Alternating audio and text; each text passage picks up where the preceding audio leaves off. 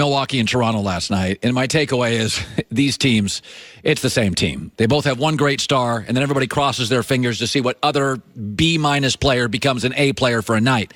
But one of the things that is not working in Milwaukee's favor, forget the loss last night.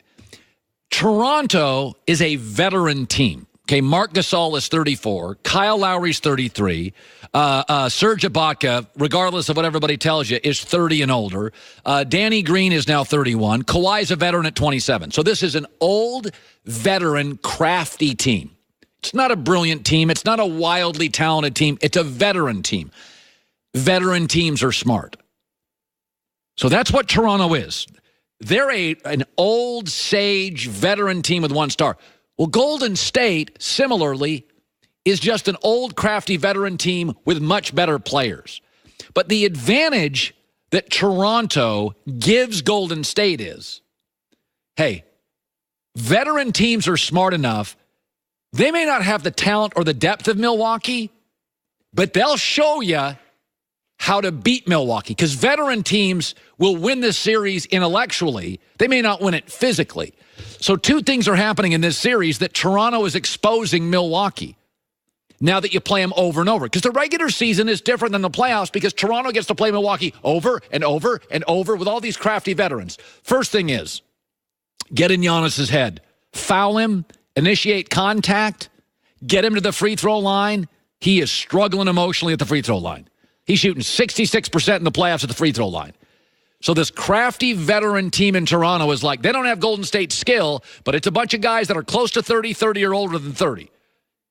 Golden State's just a much more talented version of Toronto and really smart, and Toronto's really smart. So get Giannis to the free throw line because he has lost his mojo and he's not confident and he is now avoiding contact. When you play him, create contact. Don't be afraid late in games. Get him to the free throw line. And the second thing they're proving is that Bucks' great defense, it's big. It ain't that quick. Move, pass, move, cut, pass, which is, by the way, what Golden State does better than anybody in the league. Toronto is now making 14 threes against Milwaukee per game. They were making 9 against Philadelphia. They've added 40% threes. Why? I think Philadelphia tends to be a little longer, maybe a little more athletic, whatever it is. But Toronto's giving you a roadmap to Golden State, which is initiate contact with Giannis, get him at the free throw line, get into his head, because once he misses a free throw, it multiplies. And secondly, move, cut, move, cut, move, cut. Milwaukee can struggle to get out to that three-point line. They can struggle with it. And it's just not good news. I think Toronto's giving, and I do think Milwaukee wins this series. I think they're deeper. I think they're a better basketball team. I think Toronto's the smarter veteran team. I think Milwaukee's longer. I think Milwaukee's bigger. I think Milwaukee's deeper.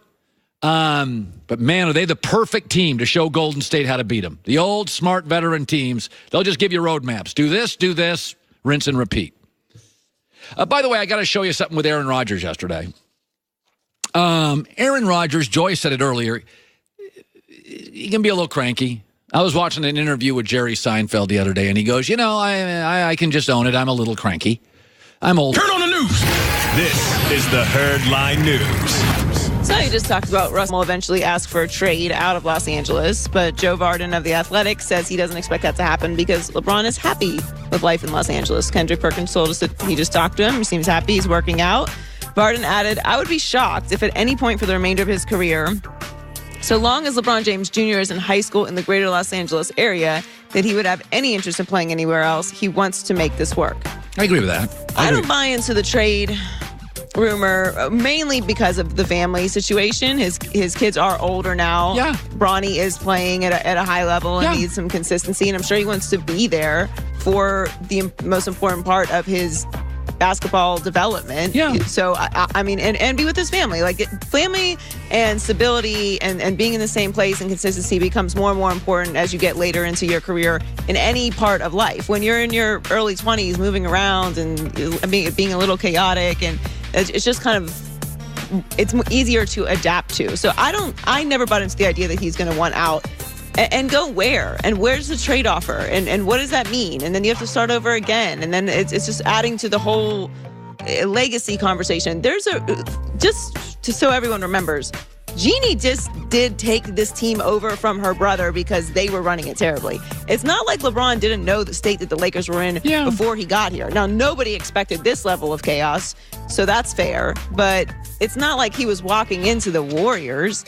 This was a situation, much like Cleveland, that already had a set level of dysfunction. Now, I think that LeBron thought coming here, like he did in Cleveland, they would be able to take some control over it. And well, he didn't think Magic would bail, too. That didn't help. Well, I don't think Magic thought Magic was going to bail. Yeah. I think everyone thought that this was going to go much more smoothly than it did because there were a lot of great basketball minds and business minds in the room. Problem is there's too many of them. So I don't think LeBron's going anywhere.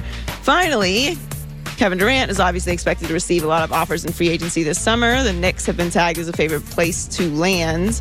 But according to Mark Stein of the New York Times, the Durant to Knicks scenario is not yet set in stone. We're starting to hear a lot about that now, but he hasn't made his decision yet. And now the Clippers are entering the race. Stein reports within the last month, very smart and plugged-in people I have consulted say that the Los Angeles Clippers have emerged as an equally dangerous threat to the Knicks to sign Durant away from Golden State, and I believe it.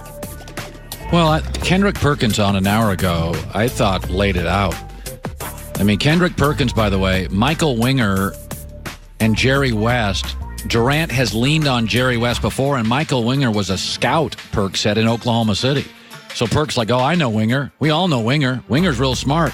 So I got Steve Ballmer, a tech guy. I got Jerry West, who Durant's leaned on. Michael Winger, who he knows is a scout. And everybody in the world knows Doc Rivers.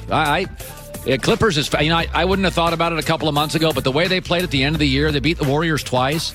Kevin Durant had to be impressed with that. The Clippers were a fun team this year, and I really feel like they're only one piece away from really making noise in the West.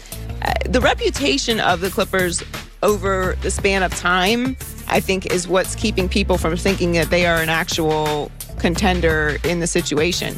It's not the same setup. It's not the same team. It's not the same organization. It's not the same owner. And I think there are a lot more people in play, a lot more teams in play than just the Knicks and Golden State. This free agency period is going to be very interesting. The NBA is going to look a lot different once everything's said and done. Can't wait for it. I tell you, season ends. I'm going to take a week vacation in Utah, come back, and then here we go. I love the way the NBA's work. Like our job, basically, for people watching or listening to our show, there's a certain calendar of events you and I can predict. Labor Day on to February 5th, we do football. Right. Mostly NFL, some college. And we know the season ends, and we got a couple weeks to go to Mexico, go skiing. The staff kind of takes Fridays off. And then we come back and get a little March Madness, and now we'll have the XFL, and we got NFL free agency and the draft. And then we know we get 2 months of solid NBA, a week to go on vacation, come back, and the world implodes with the NBA. And I just, NBA free agency, it's just crazy. I love the way it's turned out in the NBA. It's perfect. We know it's coming. It's a soap opera. It's building. And then we get a week off after the season. And then we all know that week off, you're just checking the internet every 5 minutes to see what happens. Joy with the news. Well, that's the news. And thanks for stopping by. The Herd Line News. You know, I was saying this. I was watching Milwaukee and Toronto last night, and my takeaway is these teams, it's the same team. They both have one great star, and then everybody crosses their fingers to see what other B- player becomes an A player for a night. But one of the things that is not working in Milwaukee's favor, forget the loss last night. Toronto is a veteran team. Okay, Marc Gasol is 34. Kyle Lowry's 33. Serge Ibaka, regardless of what everybody tells you, is 30 and older. Danny Green is now 31. Kawhi's a veteran at 27. So this is an old, veteran, crafty team. It's not a brilliant team. It's not a wildly talented team. It's a veteran team. Veteran teams are smart. So that's what Toronto is. They're an old, sage, veteran team with one star. Well, Golden State, similarly, is just an old, crafty veteran team with much better players. But the advantage that Toronto gives Golden State is, hey, veteran teams are smart enough.